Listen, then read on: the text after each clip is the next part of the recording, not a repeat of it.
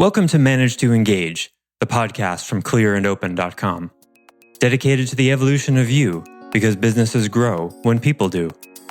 Serving leaders, managers, and people who will be, helping you reach excellence in your work and achieve your personal goals at the same time. Sign up for the free course at clearandopen.com. We all want greatness when it's coming toward us in the form of service, right? We want great leaders and great congressmen and great senators and maybe even a great president every once in a while. We want that. And when we don't have that, we complain an awful lot about it, right? Do we hold ourselves to the same standard? Hi, it's Joseph, and thanks for tuning in to Manage to Engage, the podcast from clearandopen.com. In the last episode, I introduced you to the concept of desirable difficulty, the idea that personal growth and evolution only happen as a result of butting up against and working your way through a difficult problem or situation. Is it fun? No. Is it necessary? No.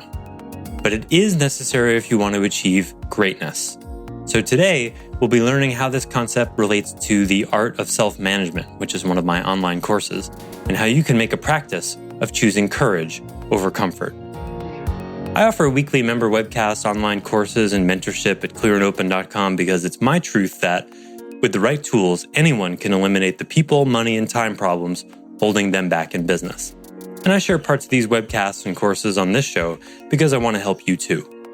If you're enjoying the show and learning from it, I'd love your feedback. If you're listening to the show on an Apple device, all you have to do is open the podcast app, view the full description of this episode, and click the link to leave a rating and review for the show. Thanks so much for listening. Let's start the show.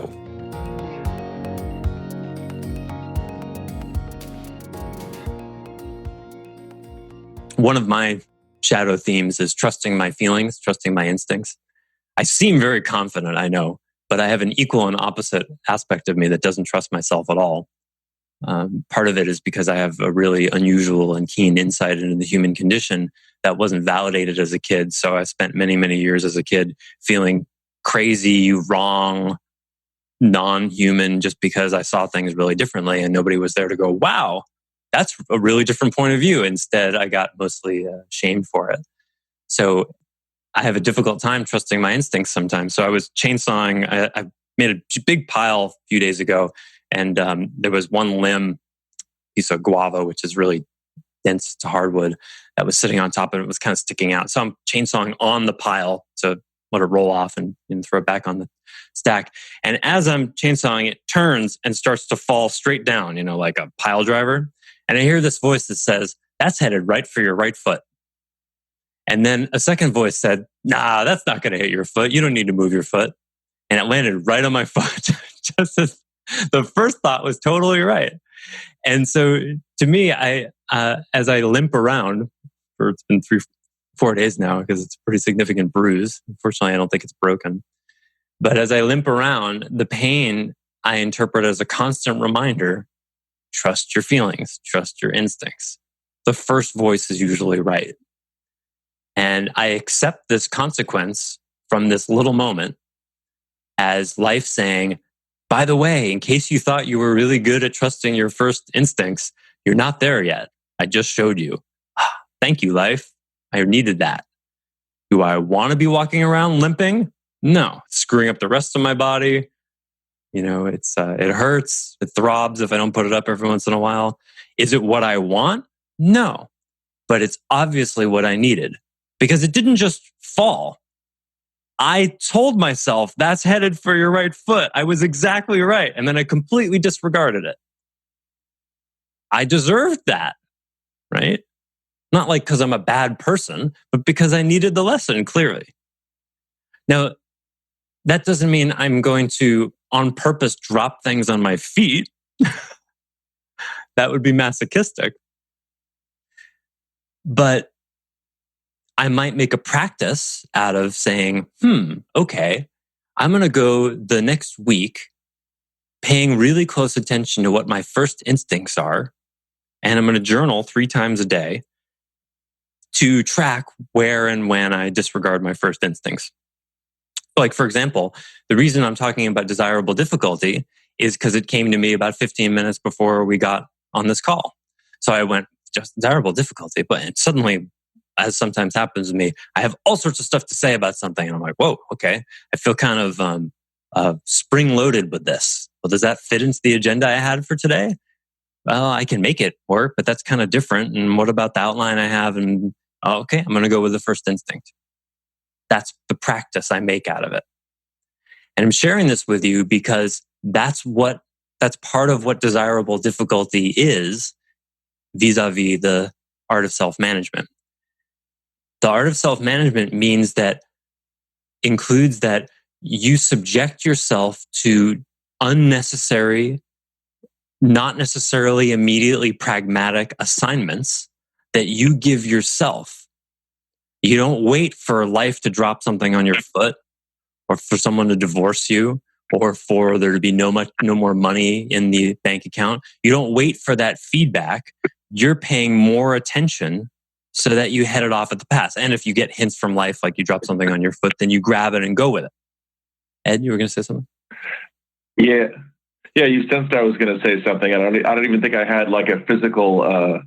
Your instincts were on that one. So, well, you guys, when people unmute themselves, I figure that's like sort of like a very subtle raising your hand. So that's fine.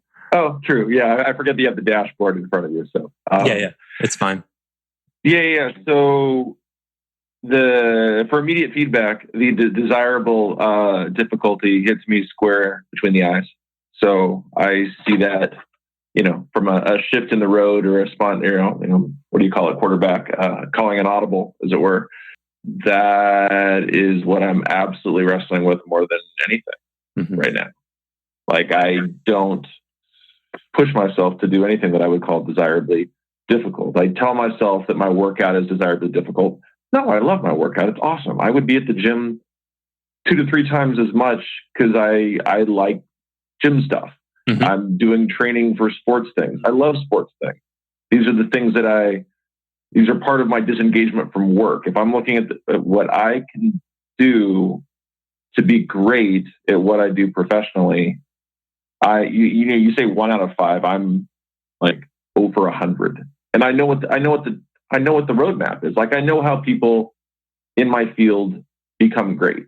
Mm-hmm. And I think in the last day, week, hours, to even down to the minute, like I see that I have enough attributes, and we're all here and we're all trying hard. So I think in other ways, maybe this resonates. We're all good enough at enough things that, at least for me, I'll just speak personally. Like, I had a good family. I've had enough positive things happen where, yeah, I can be passable. I can be good professionally. No one will know the difference. Mm-hmm. I'm here in this course because I want to be great, and I don't think I've been great yet. Mm-hmm. And I'm kind of pissed. I'm pissed, but I look at desirable difficulty, and I'm like, I haven't done shit in years. I have coasted for years, and I've coasted well. Like, most people wouldn't know the difference. Mm-hmm. Right now, I don't really care if anyone knows the difference or not. I know the difference. Mm. Like, I know what great is, and I'm not pushing myself at all in that area. Wow. As usual, Ed, you illustrate vividly really great, important stuff to talk about. So I want to highlight some of the things you said. And one of them is a trap we all get into, myself included. And that is the good enough place, the resting on your laurels. The better you are at something, the easier it is to rest there, to coast. And as you said a couple of different times, because nobody knows the difference. And I've done some good things. I've worked at it. I've gotten to a certain place, and that's we should name it. I don't know it's a kind of growth paradox, the ascension paradox. You got a name, Willie? I think it's just comfort, and I think hearing what you said, Ed, resonated a lot with me, and it reminded me of my old co-founder and roommate. Yeah. Who was like, he embodied self-growth so much. He was the type of person that was so good at something that he could coast, but he always wanted to be getting better every day. And so it sounds like you've actively been choosing comfort over courage, which makes sense. And what Victor would always ask himself whenever he had a decision was, what's the courage over comfort? What's the courageous decision here? Yeah. And whether it was working out in the morning when you don't want to get out of bed, or eating the right diet, or having a difficult conversation with like an employee, it was always, what's the comfortable decision here and what's the courageous one? And he would always just push himself to go to the courageous one. It was a constant practice for him. It is a constant practice for sure. And you lead me to another thing I want to talk about today, because the way to operationalize this issue is to reconnect to your deepest values. And for example, comfort versus courage. That's where that rubber meets the road. So if you see this, and most people, myself included, can look somewhere in their life and see, oh, I'm choosing the easy way here versus the hard way that's going to really get me somewhere, whether it's with food or work or exercise or meditation or whatever it is. There's going to be some area in your life where you could be doing a little bit more, but everything's fine. Which, because in a crisis, most people will behave quite well. But when things get comfortable, that's really the challenge, where it's like, well, I've worked hard and I've attained a lot, and I'm 40 something or 50 something. And, okay, I got a choice. Do I want to sit on the couch, do crossword puzzles for the rest of my life and call those challenges? Or do I want to start working on, what might be next life's issues? Like am I just going to coast and enjoy the rest of my life? And there's no right or wrong here, right? There's no right or wrong. My parents are coasting in their final years. That's consistent with their values. I completely support them doing that. The issue is just if it's inconsistent with your values, if you have a hunger for more, if you want greatness, then sorry, you can never be good enough. You can never be satisfied. You always have to be striving for more, because that's how you get there. Greatness is not like, in any given day, greatness might be like, okay, I worked my ass off at 7 p.m. It's time to relax. But greatness is not, I worked my ass off, I'm 45, I'm going to relax for the rest of my life. Unless you were like a professional, football player and, you just literally can't go on anymore. That'd be more like 35 than 45. But you get what I mean. So excellence to me, it begins with a value. And again, this is not to impose this value on anyone, because in the absolute sense, no one can tell you what is right. I like greatness better than mediocrity. I think most people would agree. Don't you like great customer service when you call the cable company or the bank rather than mediocre customer service? We all want greatness when it's coming toward us in the form of service, right? We want great leaders and great congressmen and great senators and maybe even a great president every once in a while. We want that. And when we don't have that, we complain an awful lot about it, right? But do we hold ourselves to the same standard? Do we hold ourselves to the same standard? So what it comes down to is, what really are your deepest values? And very important that you stack rank those values. Because it can't be that being comfortable and enjoying life is important to you and being great and working your butt off is important to you. One has to be bigger than the other. Precisely because of those moments Willie just talked about. The comfort versus courage moments. What do you value? Because what you say is your value in those moments doesn't matter. Only your actions tell the truth. And be very careful not to go into a self-judgment place when you choose something that isn't inconsistent with your values. Because everyone does and everyone will. That's what I call the embodiment gap. The gap between what you deeply most value and how your actions don't express that. That's an embodiment gap. So I seriously doubt anyone exists who doesn't have a gap of some size. That's not the issue. So don't shame yourself for having the gap. It's just about one moment at a time, 1 centimeter at a time, closing that gap. By slowing down your experience and going, oh, okay, there's a choice before me here. What do I value most? And you feel it. But I'm tired and I really just want to take a nap. Okay, well, does taking a nap fit with my values, my deepest values right now? No, it doesn't. Okay, what's the deepest value here? And you reconnect to that in a felt way, And this is why meditation is really helpful for lots of things, but especially this, because it helps you slow down your experience so that you notice these moments where you actually have a choice, where you otherwise might not even realize it. And it also helps you get out of your mind and into other far more useful centers of attention for these kinds of things, like the heart. What do you feel guided to? Or your gut? What is your instinct? In that moment where I was cutting the pile on when I was cutting the log on the pile, it was my gut that said, that's headed straight for your foot. I felt where it came from. Well, I was semi-conscious of it. If I was fully conscious that it was coming from my gut, I would have actually moved my foot. So my gut said, that thing's headed right for your foot. And my head said, no, it's not. The feeling of a 20-pound piece of wood headed for a part of your body is better registered by the gut than the mind.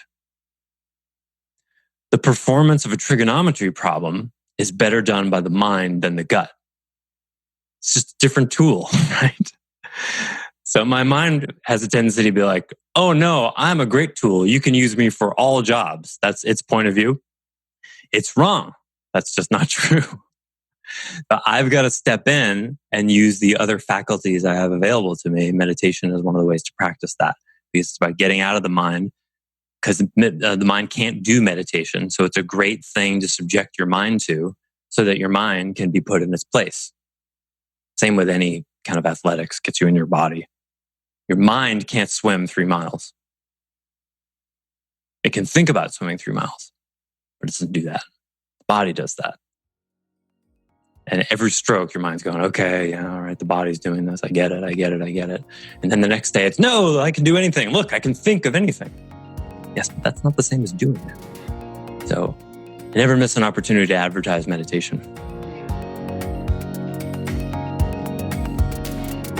Thanks for listening to Manage to Engage, the Clear and Open podcast. Join us next week when you'll be a little bit closer to who you're destined to be. Until then, know that Clear and Open is dedicated to the evolution of you, because businesses grow when people do. If you want to help the show grow, I'd appreciate you leaving a rating and review on iTunes. All you have to do is open the Apple Podcasts app, view the full description of the episode, and click the link to leave a rating and review. Or you can go to clearandopen.com/review and it will bring you to the right place. If you're looking for more support on your journey, head over to clearandopen.com for even more tools, articles, and free resources. Thanks so much for listening. Bye for now.